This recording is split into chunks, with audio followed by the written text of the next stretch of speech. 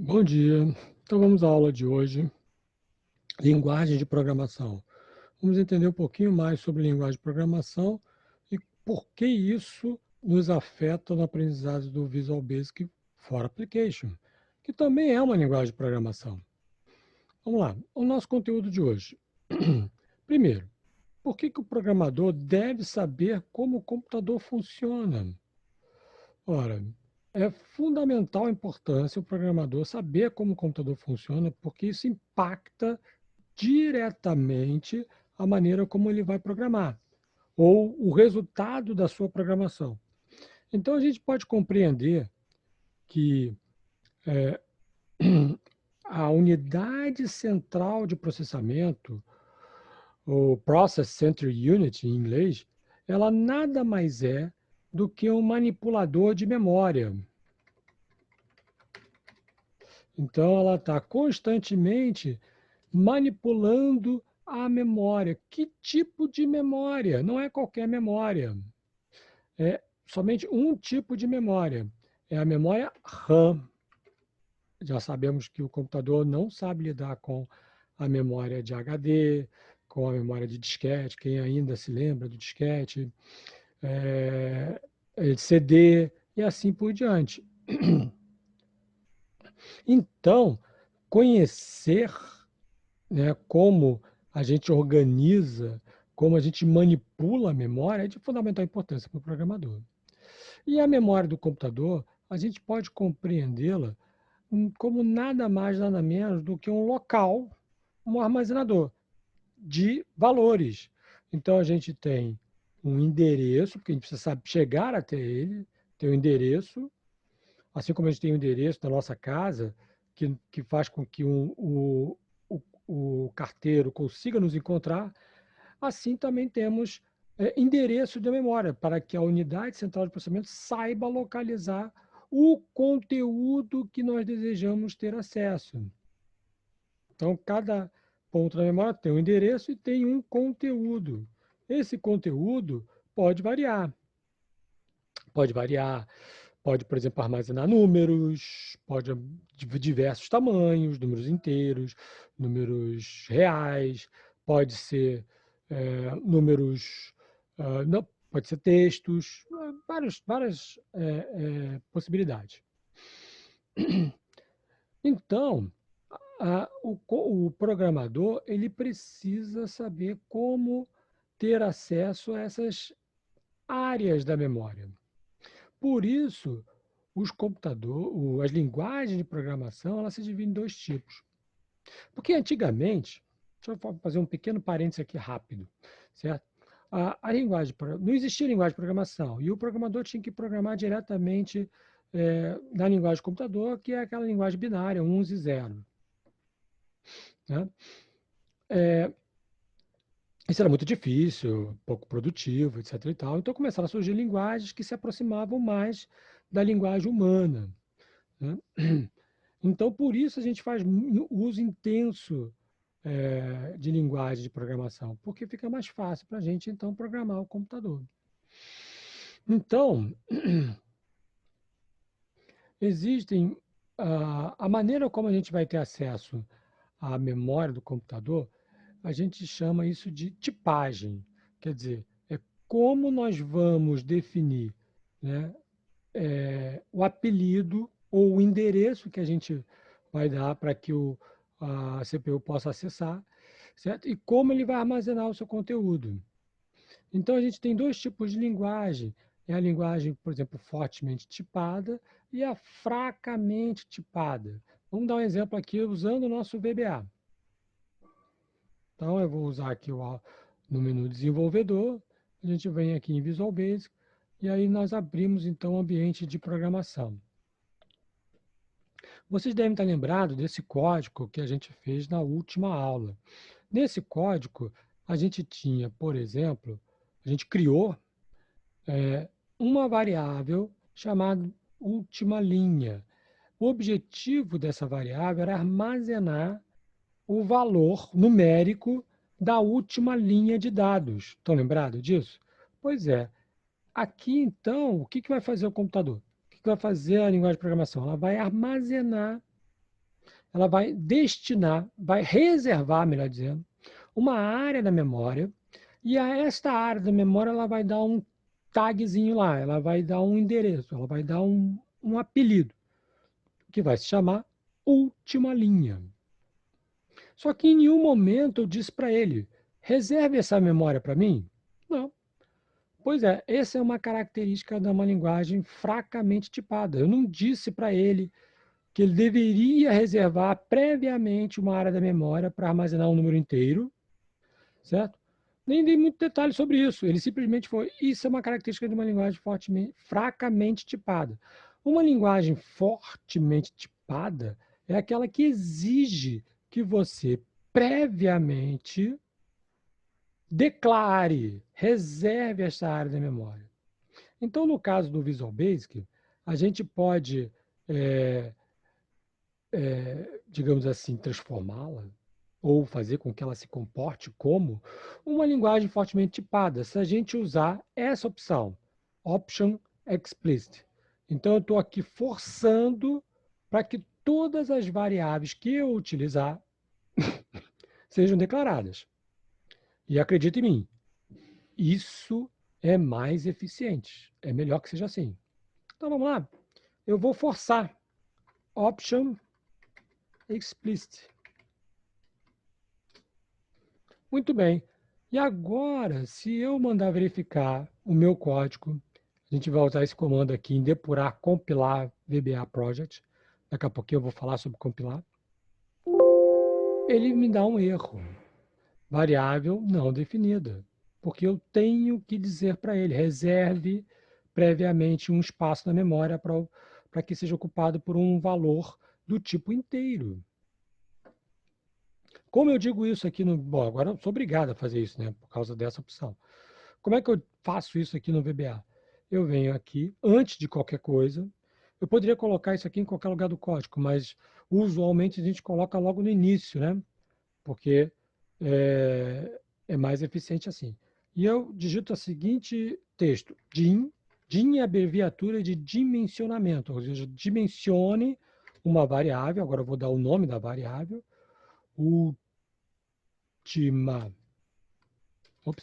última linha. E aí eu vou usar o as em inglês, como vocês sabem, é como. Dimensione a última linha como um inteiro, integer. Olha lá, já até facilita para a gente. Integer. Os valores inteiros, eles são valores que variam entre menos 32.000 até mais 32.000. Mas como é que eu vou saber isso?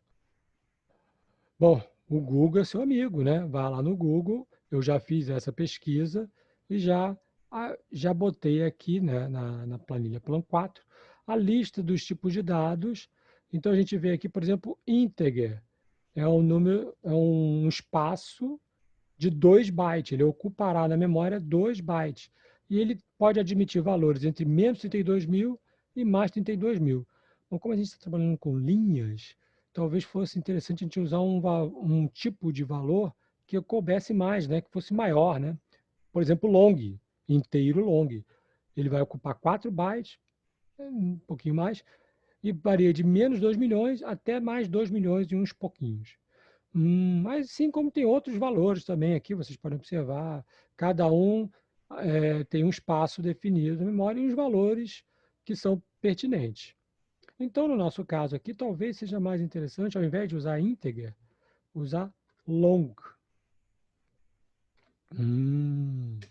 E eu tenho que fazer isso também para a nossa outra variável que eu também criei, linha posterior. Então, eu vou fazer a mesma coisa, dim, linha posterior, como um valor inteiro longo. Pronto. Se eu mandar agora depurar, compilar, não me dá nenhuma mensagem, isso significa que está tudo bem. Ok, meu código está perfeito. Pelo menos sob o ponto de vista de sintaxe. Certo? Então, são as linguagens fracamente tipada, que é o caso do VBA, mas a gente pode usar o Option Explicit e fazer com que ela se comporte como uma linguagem fortemente tipada, que é, por exemplo, o Java, né? Java é uma linguagem fortemente tipada. Ela exige que você declare todas as variáveis. Além disso, nós temos uma outra classificação. Por exemplo, a gente pode classificar a linguagem com relação à execução, a forma como ele executa o programa. E aí nós temos as linguagens interpretadas, certo? E as compiladas. Qual é a diferença de uma para outra? Bom, a gente sabe que o computador só executa código binário, né? Então a gente tem que, de alguma maneira, transformar o meu código, são textos em inglês, transformar isso em código binário. A gente pode fazer isso de duas formas. A gente pode compilar. O que significa compilar? É criar um outro arquivo, quer dizer, ele vai pegar o seu texto e vai criar um novo arquivo em código binário que executa aqueles procedimentos que foram designados na linguagem de programação. Então, ele vai criar um .exe. A maioria dos programas executáveis, .exe, abreviatura de executável, eles têm extensão, né, .exe. Então, eles criam um código binário. Já a linguagem interpretada, não. Eles vão linha a linha, né? Eles executam linha por linha. Eles não criam este arquivo .exe. Eles vão linha a linha, interpreta, certo? E executa. Interpreta e executa. Daí o nome interpretado. Então, todas essas linguagens que são interpretadas e compiladas, elas têm vantagens e desvantagens. De uma maneira bem geral, tem exceções, mas de uma maneira bem geral, as linguagens interpretadas são mais adequadas para programas que exigem muita manutenção. Ou seja, aqueles programas que estão sempre mudando, estão sempre trocando alguma coisa, sempre alterando alguma coisa. Já as linguagens compiladas, elas são mais adequadas quando você quer desempenho, quer programas rápidos. Então, são típicos, por exemplo, de programas da área científica. Mas é claro que pode haver exceções. Linguagens típicas interpretadas são, por exemplo, Visual Basic. O Visual Basic é interpretado. Python também é interpretado. Compiladas, por exemplo, nós temos o C, C++, Delphi. São linguagens compiladas. Então, cada uma tem vantagem e desvantagem. O objetivo aqui é somente marcar a diferença entre uma e a outra. Por quê? Porque nós vamos dizer que, então, o VBA ela é uma linguagem interpretada. Então, olha que interessante. Ela vai linha por linha. Isso é muito importante para o programador, porque, como você já deve ter percebido, né, a arte de programação ela envolve cometer erros. A gente sempre comete erros. Então, a gente precisa de um mecanismo que nos faça localizar melhor esses erros. Então, esse ambiente aqui, ele tem vários mecanismos, várias funcionalidades para nos auxiliar nessa tarefa de procurar e encontrar erros. Alguns erros são bem fáceis de localizar, são erros ligados à sintaxe, ou você trocou uma letra por outra, por exemplo aqui, eu venho aqui e troco o O pelo zero, uma coisa bastante comum, né? Às vezes você acaba trocando uma letra ou outra, não percebe, e aí quando vai executar, comete erro. Então aqui você tem depurar, embora o nome aqui seja compilar, na verdade você não está compilando, você está só fazendo uma verificação geral para ver se tem algum erro de sintaxe. E ele já mostrou ali, tá vendo? Ó, tem um erro ali, a variável não está definida, porque eu digitei uma coisa errada. Então, esse tipo de erro é, é bem fácil de ser detectado. As linguagens de programação, todas elas têm ferramentas para depuração, ou seja, para retirar erros. E esse tipo de erro é bem mais fácil de ser encontrado. O erro que é mais difícil de ser encontrado é erro de lógica. Erros de lógica já são mais difíceis, porque isso aqui, erros de escrita, trocou uma letra pela outra, ele impede que o programa seja executado. Erro de lógica, não. O programa pode ser executado, só que ele pode provocar, pode ter um efeito completamente diferente daquilo que a gente imagina, certo? Então, veja que interessante, a gente pode fazer isso aqui para executar o código linha a linha. Então, eu tenho aqui, no depurar, essas ferramentas aqui que nos ajudam a encontrar erros. Temos a depuração total, F8, depuração parcial, Shift F8, Ctrl Shift F8, a depuração circular, executar até o cursor, Ctrl F8. Como vocês estão vendo, F8 é uma tecla-chave, né, no teclado, para a depuração. Então, veja bem, eu vou pressionar F8. O meu cursor ele precisa estar aqui dentro do meu código. Ele tem que estar entre o sub e o end. Se ele estiver fora, eu vou encontrar um erro. Tá vendo? Não posso executar esta linha. Então, tem que colocar um cursor em qualquer lugar dentro do código. Eu vou pressionar F8, F8. Pronto. Observe que ele ilumina de amarelo a linha que vai ser executada. E a setazinha indica aqui a linha também. Essas outras duas primeiras linhas são linhas de declaração, não vão ser executadas. Ele vai partir para a próxima etapa, que é abrir o arquivo texto. Então vamos lá, F8, pronto, ele vem para a próxima linha. Vocês vejam que tudo isso aqui é uma linha só, lá, ele interpretou isso aqui como uma linha única, ele executou, vai executar. Pronto. Ele trouxe a fatura. Vejam que aqui a última linha é 22, né? Vamos ver se ele vai fazer corretinho. Então aqui, olha que interessante, se eu encostar o mouse na última linha, ele diz qual é o valor desta variável. Ele dimensionou aqui e automaticamente já inicializou com o valor 0. 0. Então, se eu executar essa linha, executei, agora ele assume um novo valor, 22. Linha posterior, também zerada. Se eu executar essa linha, F8, pronto, agora ele recebe o número 23. E assim sucessivamente, eu vou linha a linha executando. E aí eu posso ir acompanhando aqui o que está sendo executado até o final. Pronto, terminou. Terminou a execução.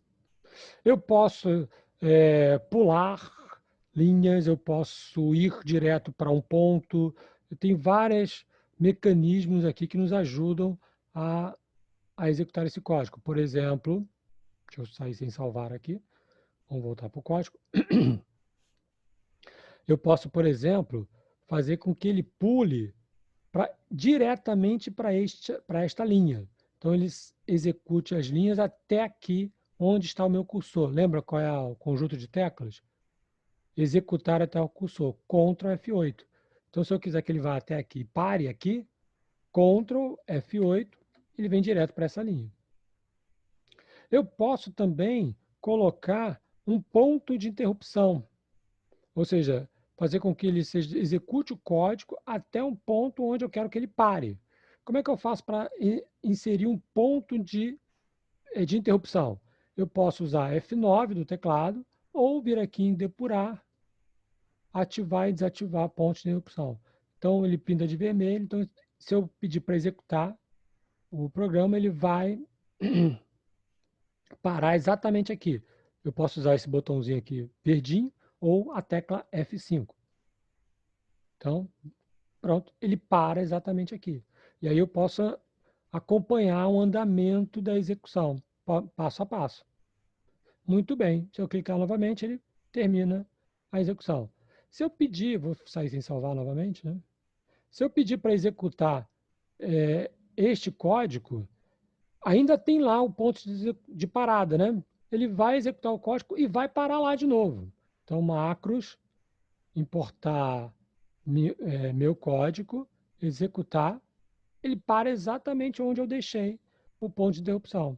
Para tirar esse ponto de interrupção, eu clico aqui ou eu vou de novo lá em depurar, ativar e desativar ponto de interrupção. Bem interessante, né? Além disso, eu posso acompanhar o valor das variáveis enquanto está sendo executado o código. Então, aqui embaixo, vocês estão vendo a inspeção de variáveis. Essa é uma janela à parte. Inclusive, ela pode estar flutuando no código. Eu posso colocá-la aqui embaixo. Se eu der 2 cliques, ela normalmente vem para cá. Eu posso fechar. e posso abrir de novo, exibir janela de inspeção de variáveis. Então, essa janela de inspeção de variáveis permite que eu possa visualizar o valor da variável, né, no momento que está executando. Então, vamos fazer de novo. Eu vou colocar aqui, última linha, vou trazer para cá. Como é que eu faço isso? Eu posso simplesmente selecionar, clicar com o botão direito do mouse e adicionar a inspeção de variáveis. Ok. Ou eu posso, por exemplo, vou botar a linha posterior, posso clicar aqui e arrastar para cá, também coloco. Então, vocês vejam que tem aqui linha posterior e última linha. Eles estão fora do contexto porque, por enquanto, não estou executando. Então, essas duas áreas na memória não foram criadas ainda. Elas são criadas e destruídas. Então, enquanto eu estou executando o código, elas estão criadas. Na hora que termina aqui o end sub, elas são destruídas. Então, perde o contexto. Não fazem sentido. Então, vamos ver aqui. Última linha, Ctrl F8. Ctrl F8. Opa, não quero, esqueci de fechar, né? Sim. Ok, veio para cá. Veja, zerados. Então, já criei a área da memória. Eles estão com valor 0. Se eu pressionar F8, vai para o número 22. Veja que eu posso, inclusive, alterar o valor aqui. Eu posso clicar duas vezes aqui e alterar o valor. Por exemplo, botar na linha 24. E aí o código passa a funcionar com esse novo valor. Eu alterei diretamente na memória. Então, F8 de novo, 25, e assim sucessivamente. E aí o meu código, ele vai colocar a linha total na linha 25. Interessante, né? Bom, então, essas linhas gerais são as ferramentas de depuração. A gente usa muito isso quando nós estamos programando, porque certamente vamos cometer erros e a gente precisa de mecanismos que nos auxiliem a encontrar esses erros. Certo? Então, eu fico por aqui hoje. A gente se vê na próxima aula. Tchau!